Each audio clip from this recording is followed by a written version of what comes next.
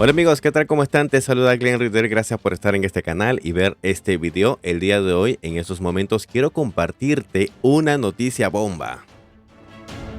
Una noticia de último minuto. Quiero agradecer a la gente que me comparte estos links, estas informaciones para hacerlo público.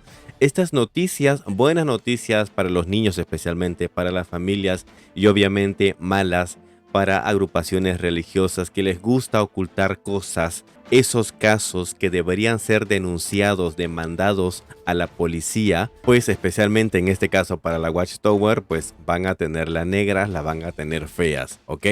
Bueno, la noticia dice lo siguiente, ¿sí? Esto pasó el día de ayer 24, ¿ok? Bueno, el Senado 5280 del estado de Washington en Estados Unidos ha presentado un proyecto de ley. Ojo, un proyecto de ley. ¿En qué consiste ese proyecto de ley? El deber, el deber de denunciar el maltrato o abuso infantil, ¿ok? En todo sentido. En todo sentido, amigos, se está presentando este proyecto de ley importantísimo y obviamente pues el gobierno del mundo, el gobierno de Satanás, se está preocupando por los niños, ¿ok? Y no quiere que sigan ocultándose y que sigan realizando estas prácticas desagradables, desastrosas y obviamente delictivas. Todas las agrupaciones, especialmente las religiosas, que muchos de ellos se basan en el secreto clerical, el secreto de confesión. Bueno, el estado de Washington ya ha presentado un proyecto de ley sobre ese asunto. Las cabezas de estas organizaciones, los principales responsables de estos actos que suceden, así sea sospechas o confesión, ellos van a tener el deber, la obligación de denunciar a la policía estos casos. No solamente a ellos, sino al departamento de los niños, de los jóvenes y de la familia. Así que en esta ocasión quiero presentarte, digamos, un resumen de un video que me pasaron. Este video dura más o menos 15 minutos, pero quiero centrar en dos partes. La primera parte donde hablan acerca de este proyecto, ¿ok? Y la segunda donde sale una mujer que es testigo de Jehová y obviamente públicamente, abiertamente dice estar de acuerdo con este proyecto y obviamente todo es por el bienestar de los niños. Así que te invito a que dejes tu like, a que compartas este video en tus redes sociales para que vean las buenas noticias y obviamente este tipo de noticias no le conviene para nada a la Watchtower. Te dejo este video, está subtitulado, presta atención, es buenísimo. Vamos a verlo, ¿sí? Vamos a darle. And we are going to brief Senate Bill 5280 concerning the duty of clergy to report neglect.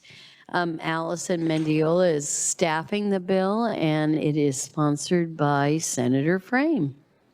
As you mentioned, before you is Senate Bill 5280, sponsored by Senator Frame. This bill has to do with mandated reporters, and those are people who are required to report neglect of a minor to law enforcement or the Department of Children, Youth, and Families.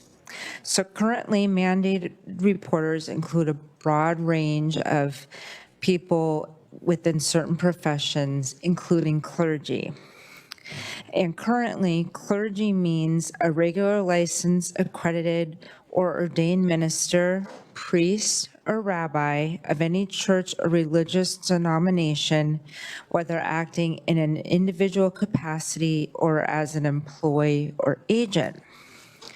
Under this bill, the definition of clergy is expanded, and it is clarified that the members of the clergy do not have a duty to report suspected child abuse or neglect if this information is obtained in the member's professional character as a religious or spiritual advisor when the information is obtained solely as a result of a confession made pursuant to the clergy penitent privilege, and that member of the clergy is authorized to hear such a confession and has a duty to keep the confession secret.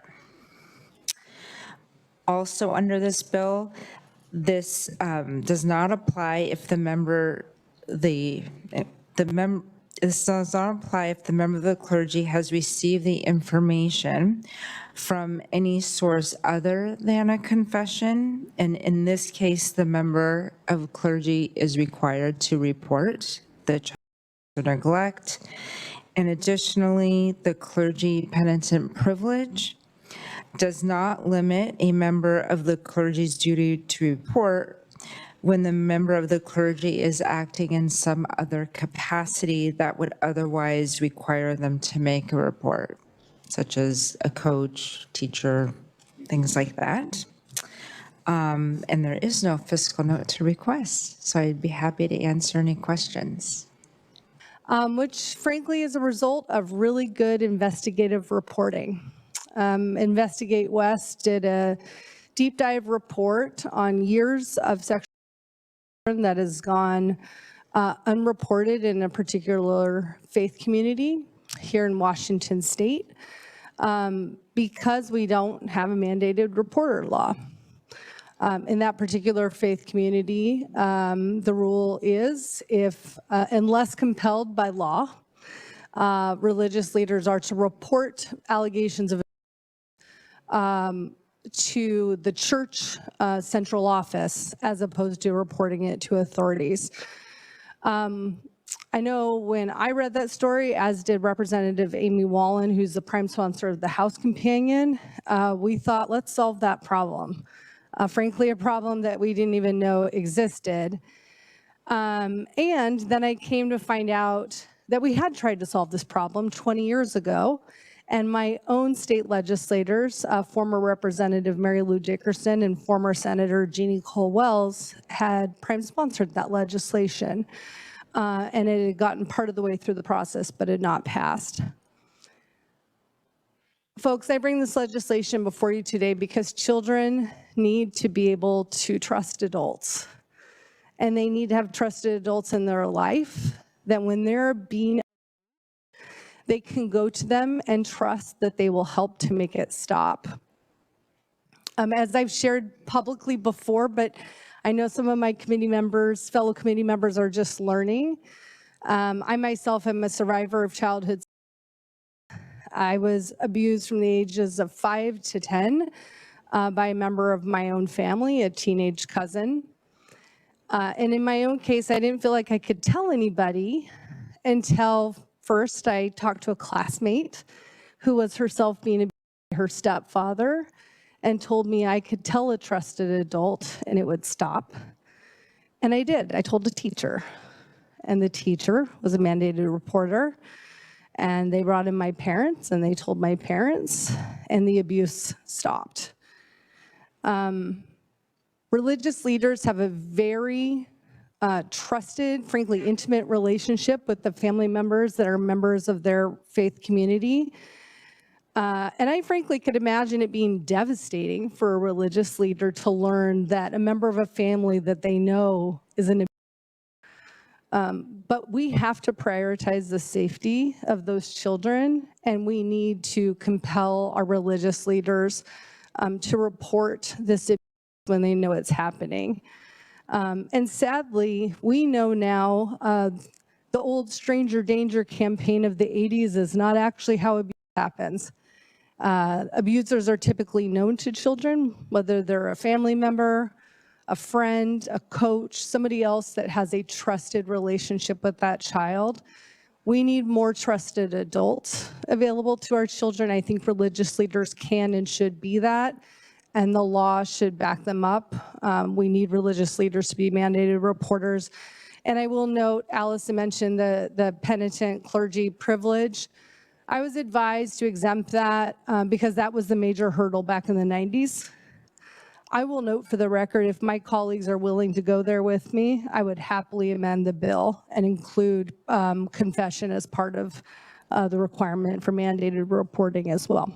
And with that, I commend the bill to you and happy to answer any questions.